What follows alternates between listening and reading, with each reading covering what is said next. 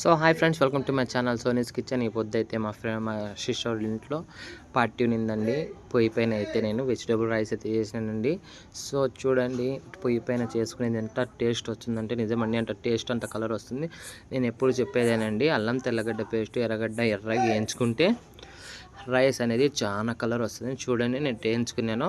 ఎర్రగడ్డలు ఇట్లా వేయించుకొని అల్లం తెల్లగడ్డ పేస్ట్ అయితే వేసుకోవాలండి. మా సిస్టర్ అయితే సేమ్యాలు ఉప్మా చేసింది.